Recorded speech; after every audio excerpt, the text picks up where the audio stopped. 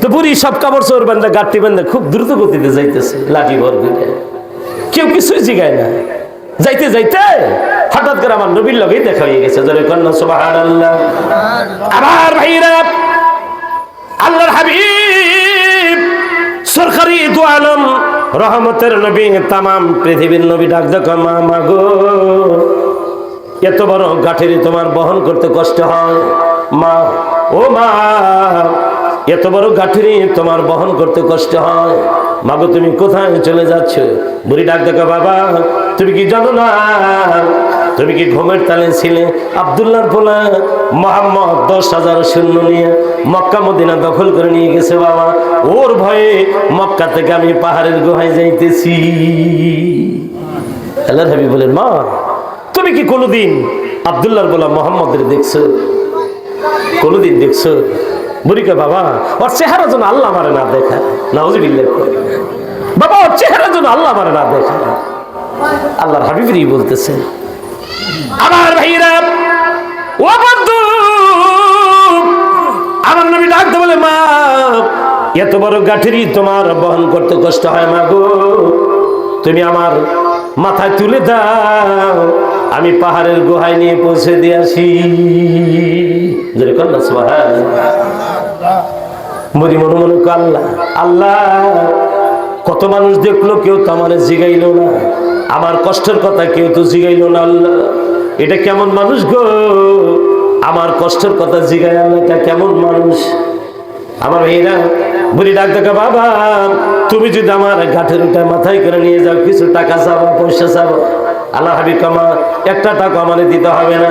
আমার নবীজির কোনো টাকা পয়সা পথের কোনো লোভ লালসা ছিল না। জোরে কন্যা সুবহানাল্লাহ। কি ভাই, নবীজির কি টাকা পয়সার প্রতি লোভ লালসা ছিল? জোরে কন, কি ভাই ছিল? একদিন খাইলে 3 দিন অনাহারি থাকতেন। কিন্তু আমার আল্লাহ কি বলেন, ও আমার ভাইরা, ও বন্ধু, আল্লাহর হাবিব 3 দিন ধরে অনাহারি রয়ে গেছে। হযরত জিবরিল বলে, ইয়া রাসূলুল্লাহ, ইয়া হাবিবাল্লাহ, আপনার বাড়িতে 3 দিন ধরে চুলায় আগুন ধরে না। আপনি, আমি জানি আপনি ক্ষুধার্ত। আমার আল্লাহ কইছে, আমার আল্লাহ কইছে উহুদ পাহাড়টা নবী গো আপনার জন্য আমার মালিক আমার আল্লাহ তাআলা সোনা বানিয়ে দিয়ে দিবে।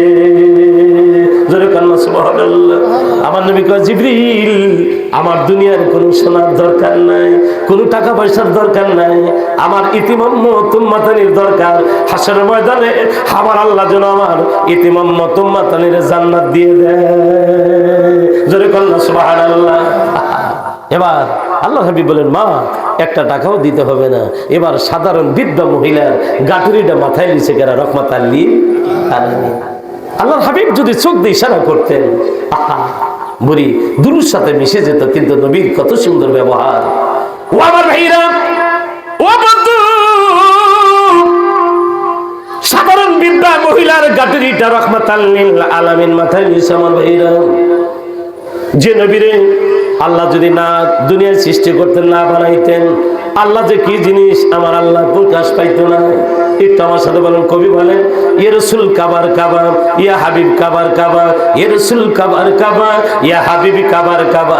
সৃষ্টি জগতের বাবা আদম হাওয়ারি বাবা কাবার পরন, ইয়া রাসূল কাবার কাবা, ইয়া হাবিব কাবার কাবা। সৃষ্টি জগতের বাবা আদম হাওয়ারি বাবা। সুবহানাল্লাহ। ইয়া রাসূল কাবার কাবা, ইয়া হাবিব কাবার কাবা। সৃষ্টি জগতের বাবা আদম হাওয়ার বাবা রহমাতাল লিল আলামিন। যেরকম কে রহমাতাল লিল, জাল্লা প্রকাশ পাইতো না নবীর না বানাইলে। এবার সাধারণ বৃদ্ধ মহিলার গাঠুরি নবীজি নিজে মাথায় দিয়েছেন। সুবহানাল্লাহ।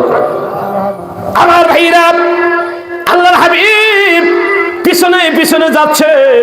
এবার বুড়ি আগে আগে যায়। যাইতে যাইতে যাইতে যাইতে পাহাড়ের গুহার কিনারায় দাঁড়াইয়া বুড়ি ডাক দেয়, বলে, কারা রে? পাহাড়ের গুহার থেকে তোরা বেরিয়ে আয়। আব্দুল্লাহর পোলা মোহাম্মদ 10,000 সৈন্য নিয়ে মক্কা মদিনা দখল করে নিয়ে গেছে। একটা লোক পাহাড়ের গুহার থেকে বেরিয়ে আল্লাহর হাবিব রে চিনে ফেলেছে। লোকটা ডাক দেখে, বলি রে কি সর্বনাশ করলি, একেবারে সর্বনাশ করলি। যার ভয়ে মক্কা থেকে পাহাড়ের গুহায় চলে আসলি, কোন সাহসে রহমাতাল লিল আলামিনের মাথায় গাঁঠের তুই আমাদেরকে ডাকছিস?